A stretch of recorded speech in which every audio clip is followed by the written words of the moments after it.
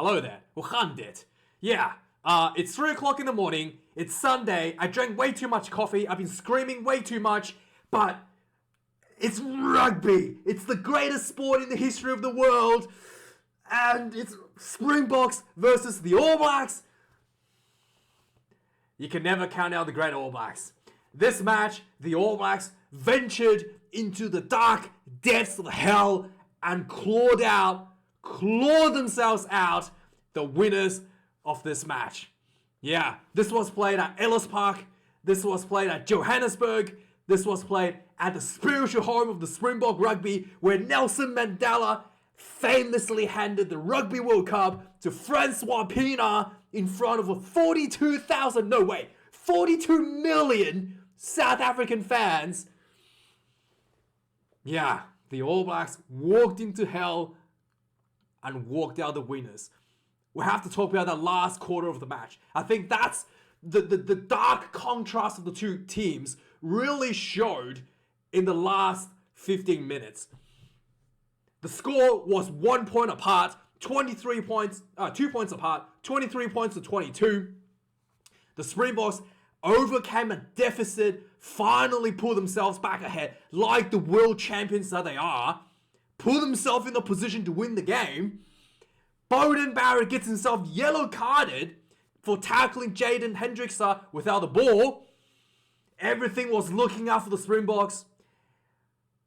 All they had to do is continue what they've done to get themselves out of the deficit. And yeah, I think the pressure really got to the Springboks. It looked like the team retracted into their own shells and defaulted to the kicking game. And defaulted to the box kicking without pressure, without any phases.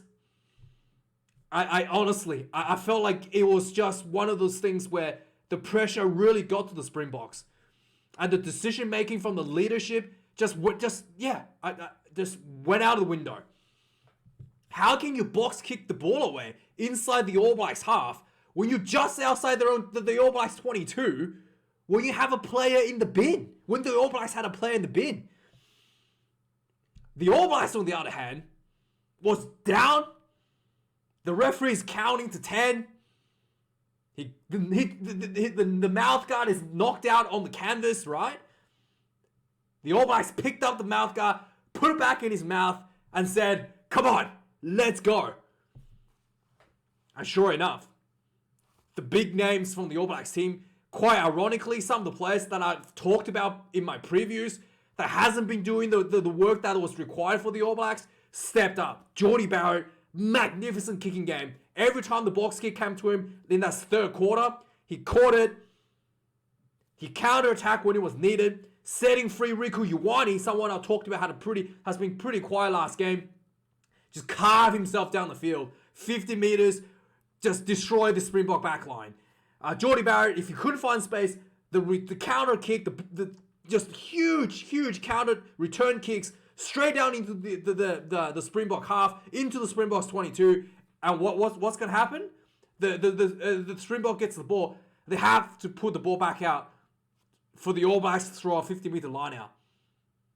This box kick from the Springboks just resulted in the Springboks going back, and the New Zealand getting the ball back in a poor return kick from the Springboks. Yeah, this was dark, big contrast between the two teams in the last quarter, and also the forwards from the All Blacks really stepped out the physicality as well, stopping the line-out mauls and also being able to put pressure on the breakdowns. Ardie Savea getting that turnover at the breakdowns again and again in the last bit of the match to save the All Blacks from pressure. Man, superhuman performance. And get this, that second last try, the Springboks, the second last try, the one Havili scored, as you can see here. This one, Ardie Savea, right? Imagine this. Ardie Savea got the ball. He was about 5 meters, maybe a bit longer, short from the try line. He runs into two defenders. He stayed on his feet, and it was looking like he was going to run over two defenders, right? So as a result, two more defenders from the Springboks had to commit to this wide to tackle him. And you know what happened? Adi Savia was still able to get the ball free to David Havili. Absolutely superhuman performance. 4 Springboks couldn't shut him down. He still got the ball out. And Havili gets the ball 1-1. He gets tackled just short. Dunks the ball over for a try. Yeah, huge performance. And then finally, in the end, Scotty Barrett went to the dark place. We know Scotty Barrett is one of those players. When he's under pressure, he gets rough. He gets physical. And yeah, like those line-out mauls, the Springboks tried in the last 10 minutes again and again. Was stopped by the New Zealand defense. And finally, Scotty Barrett, pick and go, going over for that try for the All Blacks, putting the nail in the coffin. And yeah, a lot of the All Blacks fans will be breathing a sigh of relief. This was a performance, especially that last quarter of the match, that was worthy of an All Black jersey. We have not seen the All Blacks perform for quite a few games now, but that last quarter was a championship quality performance. And we have not seen that for a very long time from the All Blacks, quite frankly, and that was really good. So, with that being said, let's talk about some of the positives and some of the negatives for the game for both teams. The Springboks showed a lot of good heart, a lot of championship quality. They had a slow start in the first half of the game. The All Blacks were able to pull ahead with 2 tries, and the Springboks were able to claw themselves from a pretty big deficit to eventually put themselves ahead in the in the second half. And and that all came off some really good attacking structure from the Springbok team. Believe it or not, the Springboks will have to find a lot of space out wide, putting both their wingers. Lukang Yuan actually moved to the wing as a result of Jesse Krill getting knocked, HIA getting taken off early. So Lukang Yuan played like a super flying winger. He was super amazing down the winger, getting himself a lot of space. Damien Valenza had to move to center. This man, Damien Valenza, again and again, mind-blowing me. I know he plays center for the Stormers, but just so good. He's able to slot in different positions. So much value for the Springbok team. He played center, took over Lukang Yuan's position in the outside center position, and was setting over both Lukang Yuan and Mapimpi into space. He set up a try for Mapimpi as well. And magnificent performance by the Springbok backline. And all that great work was backed up by the Springboks forwards. The Springboks struggled a bit early in the forwards because, what's his name? Bungi Bunagi was taken out and has been a late replacement for Joseph Dueba steps in the starting number 2 jersey. He had a bit of a rough game at the start, and then Malcolm Marx had to come onto the field to steady the situation. And then the Springboks in the second half, early in the second half, brought on the bomb squad. I think Kitsov came on before the halftime as well. And then Vincent Koch came on around the 60th minute in the second half.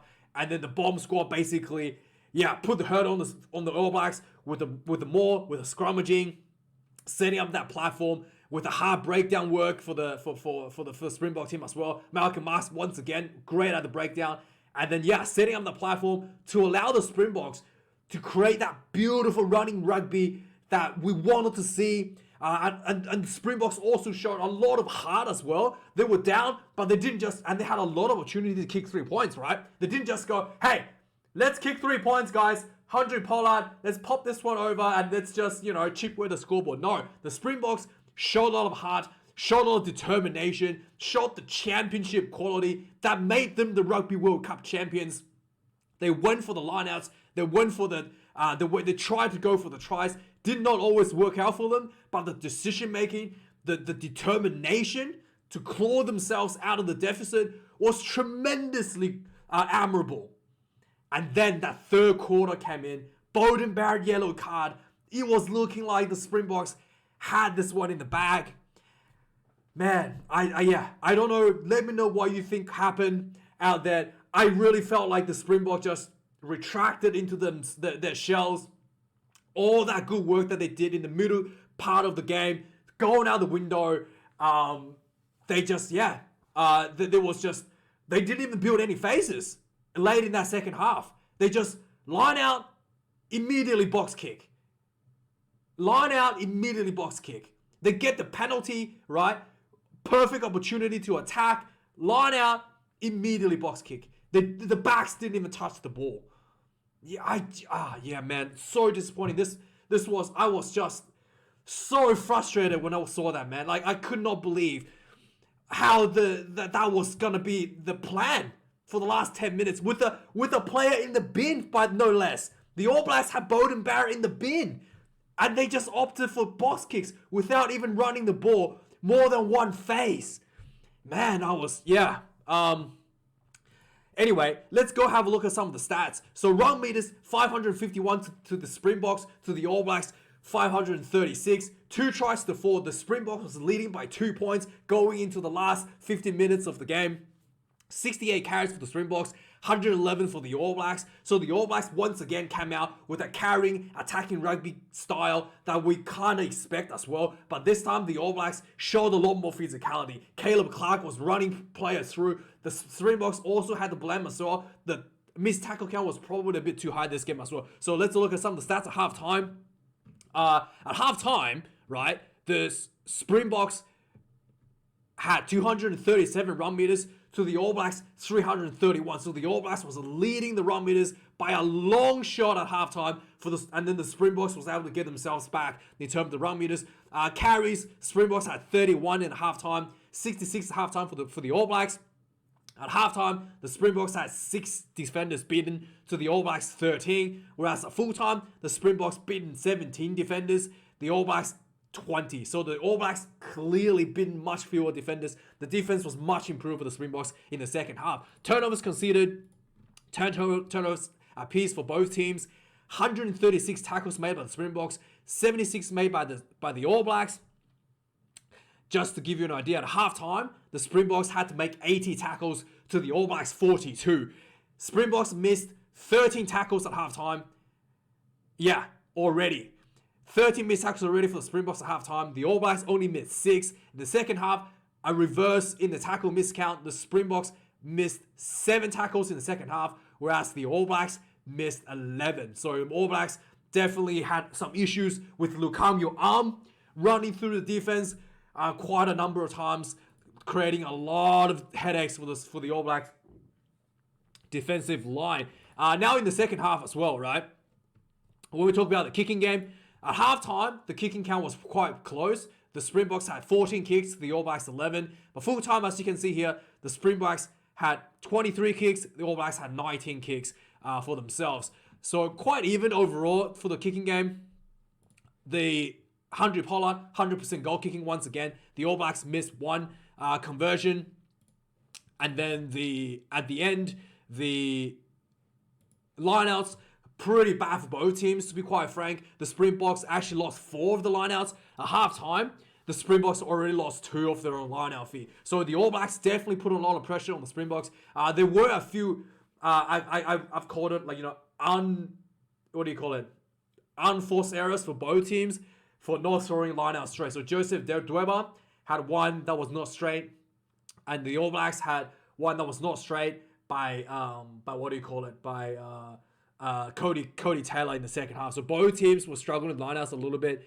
Scrums, again, quite even overall. The Springboks had a bit of a scrum dominance at periods, but overall the referee was really strict on the scrummaging with the break foot. So there's a new law that the hooker has to put a foot in front like this. If you can see it, the hooker has to put the foot in front called the break foot, and then you can only put the foot back after the engagement has been called. So both teams giving away short on penalties for that. And scrum was quite even. I felt like no one really had the advantage. The Springboks did have a little bit of advantage. They did able to get some scrum penalties, but not significant enough for me to say that was, maybe in the second half when the bomb squad came on and the All Blacks reserve props came on, the Springboks had a bit more of a noticeable advantage in the scrummaging. But in the first half, it was rather even for the both teams. So big improvements by the All Blacks in that regards. Penalty count, 7 penalties for the Springboks, really good. 12 penalties against the All Blacks. Just to give you an idea, at halftime, the Springboks only conceded 4 penalties, and The All Blacks conceded only 3. So the All Blacks given away 9 penalties in the second half. Yeah. So the Springboks had plenty of opportunity to kick points, but opted to go for tries instead. There was 1 yellow card for both teams, both for professional foul. Early in the first half, the Springboks had Damian Valimsa killing the ball at the breakdown after a break from, I think it was Adi Savia who made the break. He had to basically kill the ball at the breakdown, so the All Blacks couldn't get the ball out. Sydney called professional foul early in the first half, no warnings, immediately gets a yellow card. Second half, Beauden Barrett late in the second half tackles Jaden Hendrickson without the ball. Again, in an opportunity where there could have been a try being scored, yellow card. Yeah, so 2 yellow cards, 1 for each team, and yeah. And what's interesting is that during the yellow card periods, both teams play better during the yellow card periods than when they had full. Yeah, we played much better defending that one player disadvantage than both teams actually did really well during that period when they had a yellow card. You didn't even notice that either team had a player missing during the yellow card period, so it was really good for both teams in that regards. So some of the other stuff that I kind of want to talk about, there was a bit of stupid kicking from both teams. The All Blacks, again, I don't know why they kept trying this. They get the ball inside their own 22. It was pretty obvious they had 2 options. One is to kick the ball downfield, or they try to counter-attack. So the All Blacks did this really well. They managed to counter-attack inside their own 22. In fact, the Springboks did this as well. One time as well, counter-attack out of their own 22, and found a lot of success with Lukami arm down the wing. So I thought they should probably do that a bit more for the Springboks as well. So both teams were pretty good in that regards, but the All Blacks did a couple of these stupid kicks where they try to chip the ball over the top from inside their own 22. They did this a couple times. In fact, one time, David Havili just kicked the ball out on the full. Like it went like 5 meters forward, right? I don't know why they tried this. I don't know what the idea is for the All Blacks. And maybe if they want to do a crossfield kick, I mean, it was just not on. Like it was really bizarre. The All Blacks tried this a few times and resulted in putting themselves in a really bad position for the Springboks to attack. The Springboks, some stupid stuff as well from the Springboks. Like I said, the box kicks at the end was probably the biggest one. I couldn't understand how you could just keep box kicking the ball away when you had a player advantage on the field. There was a bit of a tackling issue for the Springboks in the first half as well. The physicality from the All Blacks really bordered this game. Caleb Clark was able to break through the defensive line early in the game as well. So really good start for the All Blacks. Scotty Barrett once again showed a lot of heart, a lot of determination this game as well. I think I already talked about Adi Savia being a Superman this game. And so let's have a go through some of the game, the recap for the game. So the game kicked off with the traditional haka this time. So last week, the All Blacks performed the Kampao Pango. This week, the All Blacks did the traditional haka, the Kamate haka. And once again, the crowd drowned the haka with the chants and their own singing and stuff. And there was a shot with Sia Khaleesi, stone faced during the haka. He definitely won the stare down with before the ball even kicked off. So yeah, huge atmosphere. And this game was obviously played at Ellis Park, right? So get this, the game kicked off, right? The sun was still out. It was a nice little, beautiful sunny afternoon. And then as, the blood, sweat, and tears start to pour out on the field, the players getting stretched off for injuries, the literal darkness of the night descends upon the stadium. Yeah, what an atmosphere for a test match rugby. It was just like, man, there was such a good atmosphere for a rugby match. So the game kicked off. It took 1 minute into the game for Makazolo Mapimpi to win a high ball over Jordie Barrett. So immediately, this looks like it could be a repeat from last week. The All Blacks struggling under the high ball once again. Mapimpi emphatically claims the high ball over Jordie Barrett 1 minute into the game. On the 3 minute mark, the scrum gets it was a South African scrum feed, and then the scrum gets short arm turned over to the All Blacks for like I talked about, the break foot. So the break for what's his name? what's his name? Joseph Dweba put his fullback a bit early before the engagement, so that's a new law by World Rugby. Short arm penalty, reverse the South African scrum reverses the scrum fee to the All Blacks. So yeah, this was really interesting stuff. So scrum, so the All Black gets the ball, right? They go for a scrum fee. The ball comes out to Will Jordan, and Will Jordan throws the ball to the touch judge. Yeah, and it was looking like both the All Blacks was gonna struggle once again this game. The ball was just thrown straight in the touch, and also on the 3-minute mark, after this was thrown in the touch, the All Blacks kind of get the ball back. The All Black gets the ball, right? They saw the rush defense come up, and then once again, you wonder what the All Blacks gonna do. David Havili, beautiful crossfield kick, straight in the bread basket of Adi Savia. He runs down the sideline. He shakes off 2 tacklers, right? He gets tackled 5 meters short by Damien Willemse. Damien Willemse just wraps the ball up, illegally kills the ball, not allowing the All Blacks to get the ball out. The referee, Luke Pearce, immediately issues a yellow card for professional foul. So 3 minutes to the game, the Springboks already down a player, and this is looking pretty bad. The All Blacks go for a 5-meter line out. The Springboks stops them all.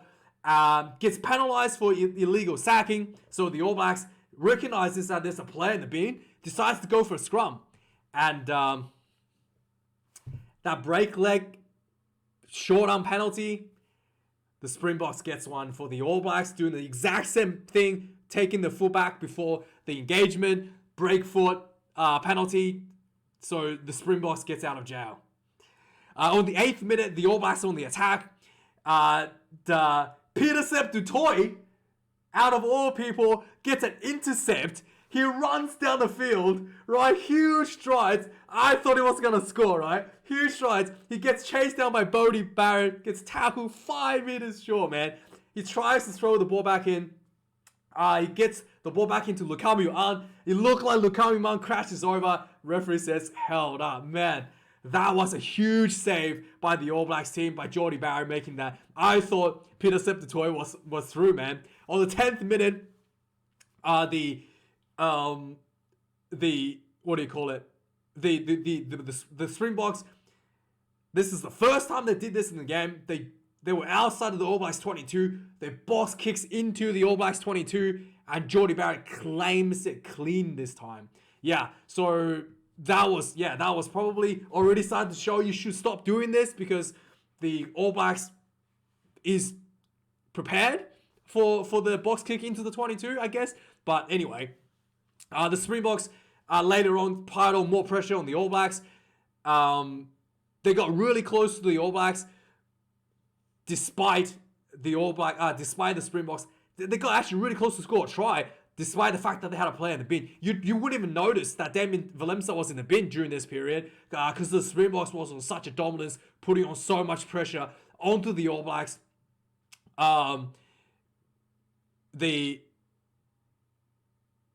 to the All Blacks. So on the 14th minute, Mal Herbe gets penalized for slips in the tackle. It looked like he did pancakes him down flat. So this was the first scrum penalty for the All Blacks. Something that was really, really good confidence boost for the All Black scrums. On the 17th minute, the All Blacks overthrows their own line out, and the Springboks recovers the ball. Damien Willemse gets the ball, Grubber kicks the ball behind. They try to chase it down. The All Blacks recovers the ball. Lukami An almost gets a breakdown turnover, so this was looking really, really dangerous. But Damien Willemse showing some really good decision making here, kicking the ball behind. The All Black set piece is noticeably better at this point than last week. Probably a bit too much kicking from the Hendrickser, already starting to show. And at this point, Jesse Krill gets knocked in the head. He gets taken off for HIA, fails to return. Damien Willemse moves to centre field position. On the 19th minute, David Havili gets a nice palm off Damien Willemse. He offloads Riku Ioane, and Riku Ioane carves it open out wide, showing some really good running game once again. And again, Riku Ioane showing that he's probably the best winger in New Zealand instead of an outside centre. Anyway, on the 21st minute, Another breakaway more by the Springboks. Kind of bit of reminiscing of last week. The more kind of rolls away and the Springboks just kind of runs away a little bit, but not nearly as bad as last week. The All Blacks concedes a penalty, trying to stop this breakaway more. The All Blacks, the Springboks has opportunity here to kick 3 points. Really easy kick for 3. They opts for a line out and they opts to go for a try. This was a huge moment. Joseph Dweba gets the ball, 5-meter line out. You have opted to not take the 3 points. He throws the ball. The All Blacks didn't even contest. Uncontested, not straight. So huge bummer here for the Springbok team. And again, on the return, the All Blacks gets a scrum. They try to with the line out not straight. The All Blacks gets a scrum. They get the ball out. The All Blacks just more than happy to run the ball out from their own 22. They throw the ball out wide. Rico gets the ball on the wing, right? He runs down the wing. He throws the ball infield to Will Jordan. Will Jordan runs down. He throws the ball back to Rico. And Rico runs down. Throws the ball back in Will Jordan again. The two players just back and forth a few times. And they literally ran like 50 meters from inside their own 22. And it was just, huge play. Eventually, the All Blacks was able to get inside the South African 22 and then just start piling on pressure, and Lou Diaga gets penalised for offside. All Blacks kicks the first 3 points on the ball 24 minutes into the game. At this point, Duane Vermeulen gets taken on the field, and it looked like to me there was a high shot on him.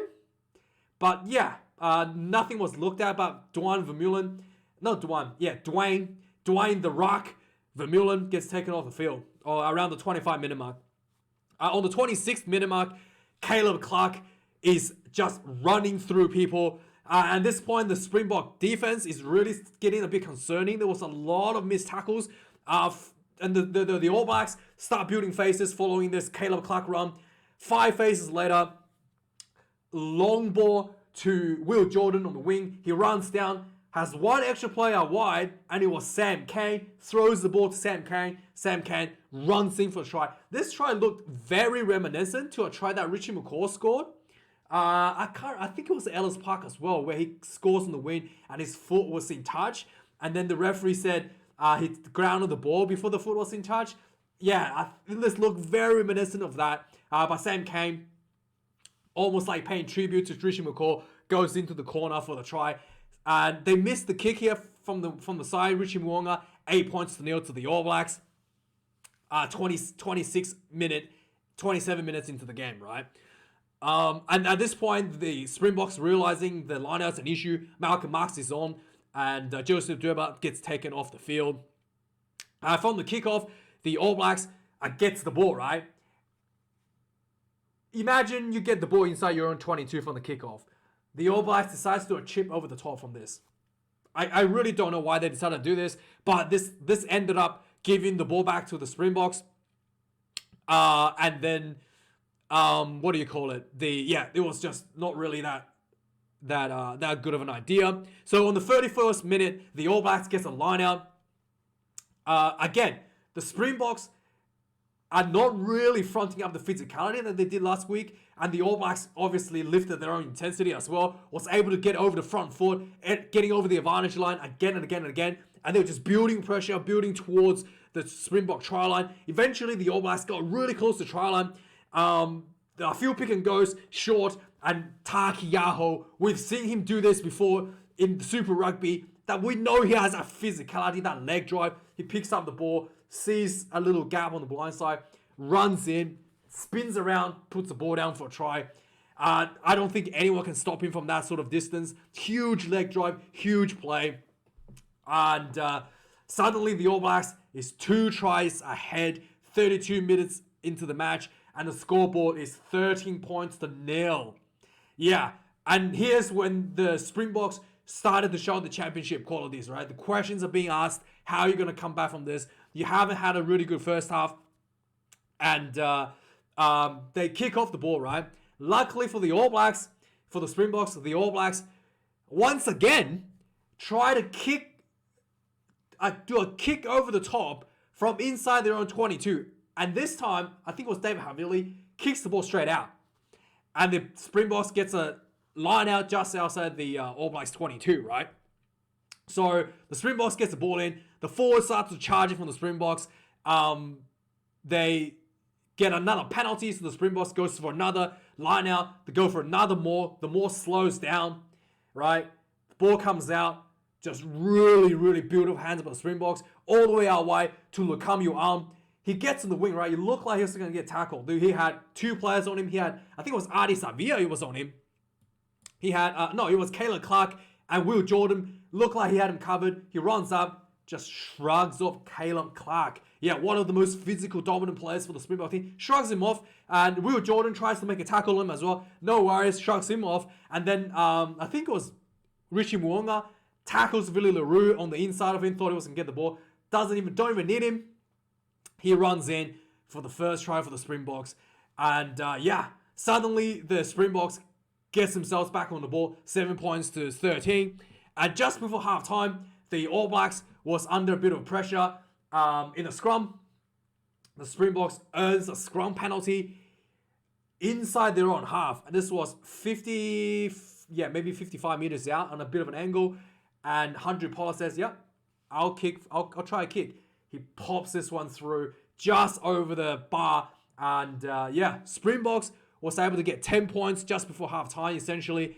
And to close out the halftime score, much more respectable, 10 points to 15. Yeah, so second half starts, 1 minute into the second half. The Springboks bomb squad is, So Kitsov gets put on the field just before halftime. So the bomb squad is already starting to come on the field. So 1 minute in the second half, the Springbok line-out more is starting to show some dominance over the All Blacks. The All Blacks gets penalized for trying to lift someone's leg in the maul. And again, this is a kickable 3 points. The Springboks decides to go for the maul again. So they kick the ball out. Huge maul going forward. Dylan de Allende gets the ball. He crashes the ball forward. Gets a penalty advantage. The Springbok gets the ball. Spreads the ball out wide. Damian Valemsa gets the ball, right? He sees the space out wide. He's through a massive cut-out pass to... He sees the ball out wide. He tries to throw the ball, right? He gets tackled just before he get the ball out, but there was plenty of space out wide. So the Springbok could not get this free, but they go back for the penalty and they opt to take the 3 points. So Springboks kicks 3. The scoreboard is now 13 points to 15. On the 46th minute, the Springboks doing the same thing. From they're taking a page out of the All Blacks. They got the ball inside their own 22. Decides to run the ball out. The Willie LaRue threw a beautiful pass out wide to Lukamu. Lukamu just bolts down the field. Tries looking for the inside for support. Riku Ioane, the genius that he was, runs into the support line. And Lukamu throws the ball and Riku steals it. And then and then a few minutes later, the All Blacks were inside the Springboks half, right? Were inside the Springboks half, and basically there was a break. The All Blacks was penalized for entering the ruck from the side. So the referee blows the whistle, penalty, enter from the side. As everybody kind of stops, and then Jasper Visa bolts in, tackles Aaron Smith. And then after the whistle has been gone. And obviously, they could be really loud, but referee had a look. I thought it was lucky to not get a yellow card, to be honest. So the referee had a look at it, says, yeah, you tackled him without the ball. Everybody's heard the whistle except you for some reason. Full-on penalty reverses the penalty. Yeah, and then not only reverse the penalty, this was a kickable position for the All Blacks. So the All Blacks kicks 3 points, 48 minutes in the second half. And then on the 15th minute, the breakdown accuracy is starting to show really low for the All Blacks. Another penalty for the All Blacks at the breakdown. So the All Blacks takes this opportunity to kick the ball out for a 10-meter line-out. All Blacks is penalized again in the line-out more for lifting the player's leg once again. The ball comes out this time, goes to Villaroo. Villaroo throws a pinpoint accurate pass to Lukamio once again.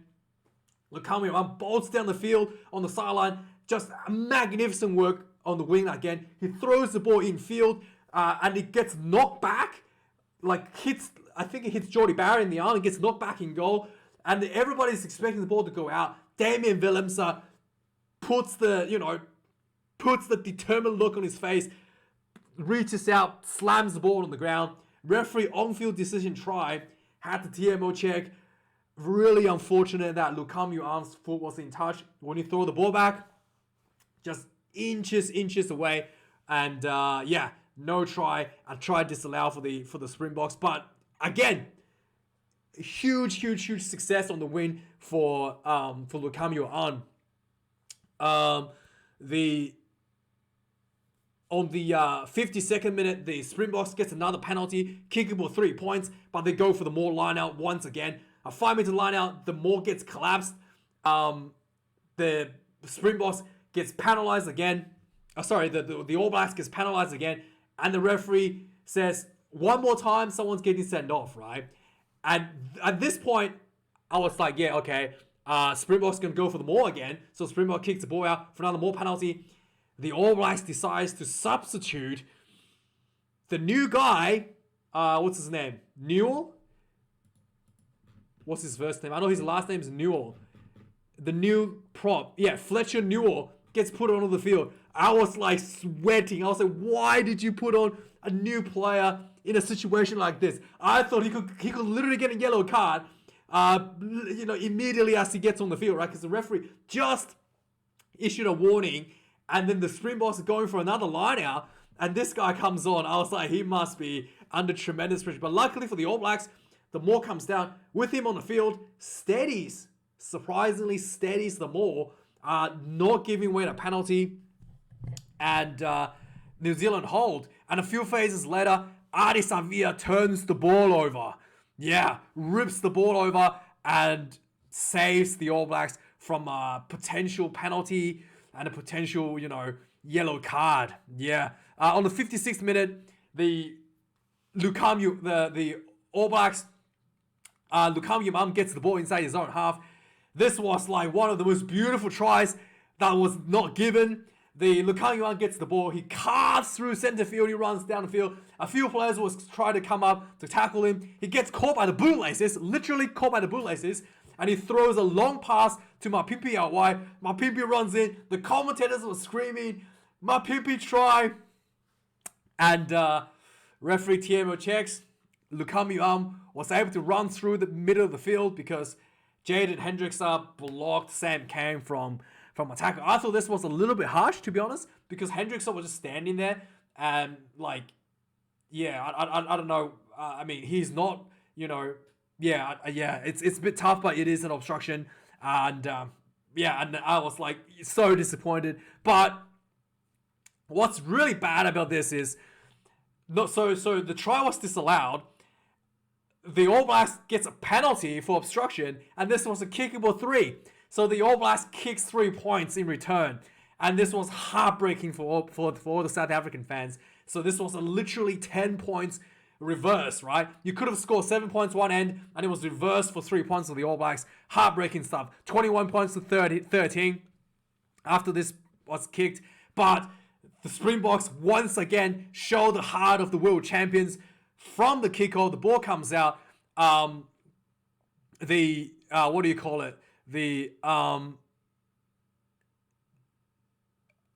Springboks kicks off, turns the ball over. Malcolm Marx turns the ball over from the All Blacks, gets the Springboks back in the front foot. This time the Springbok gets the ball, throws the ball out wide to Damien Willemse, and Damien Willemse showed why he's the greatest player in the Springbok history. He's at center position. He spots Marcus Zolo Mapimpi, who's like 35 meters out from him. He's like way out in the wing, and he throws this pinpoint accurate. He cut out like 3 players or 2 players between him and Mapimpi. Huge cutout pass, pinpoint accurate, straight into Mapimpi's breadbasket, runs him, slams the ball down for a beautiful Springbok try. Suddenly the score is back 20 points to 21. Pollard makes this kick, and the Springboks, 18 points to 21. Pollard makes this kick, 20 points to 21.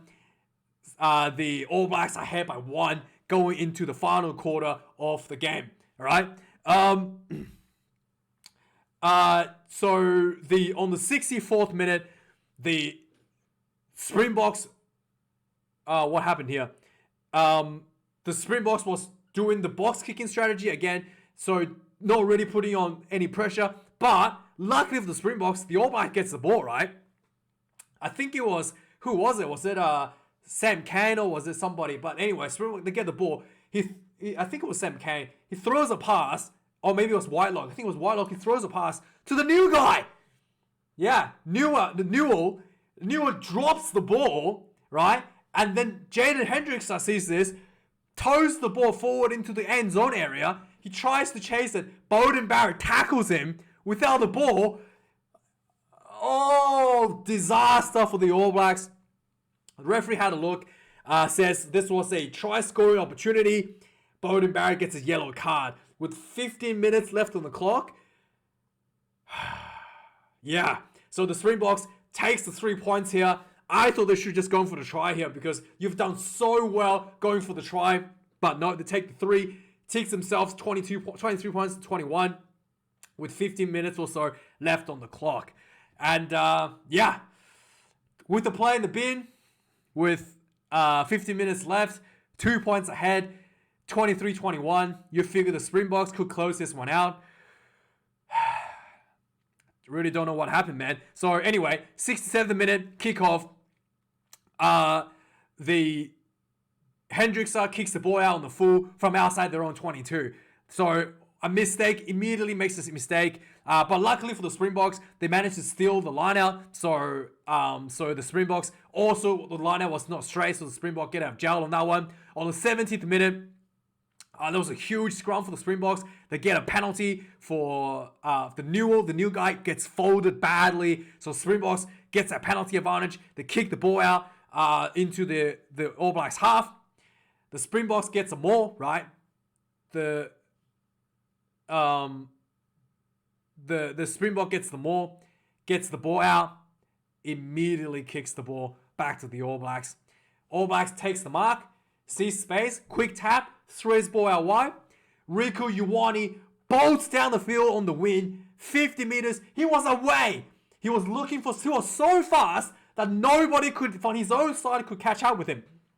So with Damien Valemsa sweeping across, he tries to find someone in support, but was not able to do so. But man, this was a huge run by Riku Ioane. On the 74th minute, the All Blacks kept building pressure from the Riku Ioane run, getting really close to the try line.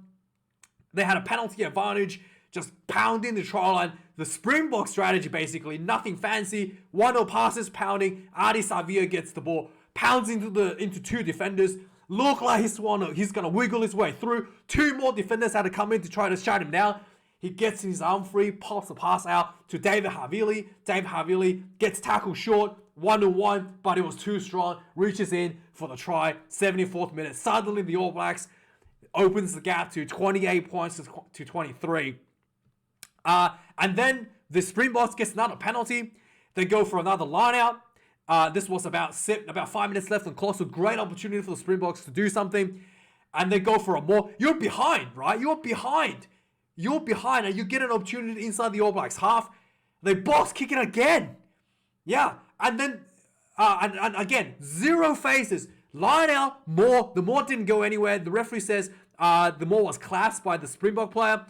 Box kick it away right away. Jordie Barry gets the ball. Huge kick down the field, almost gets a 50-22. The ball rolls, and the All Blacks just bolted down the field, pressuring this kick. Villaruru gets the ball, had no option, kicked the ball out on a 5-meter line. The All Blacks gets a 5-meter line out, 2 minutes left on the clock.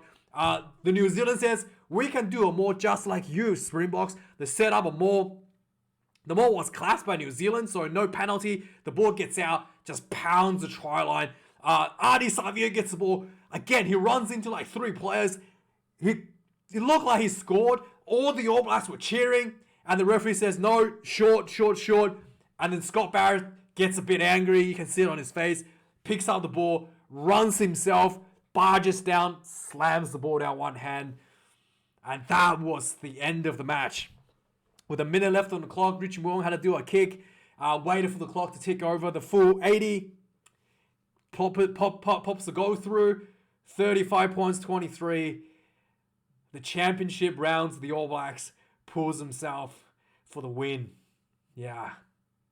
Let me know your thoughts on this match. Let me know if you're disappointed, if you're a Springbok fan. I thought the last 50 minutes from the Springboks was really disappointing. If they had to continue that strategy they had for that middle period of the game, run the ball out wide, they could have scored. They could have had more opportunities, but the box kicks, man, not very good. Anyway, thanks for watching this video. Like, comment, subscribe, guys. I do appreciate you being here. And, see you guys next time. Cheers.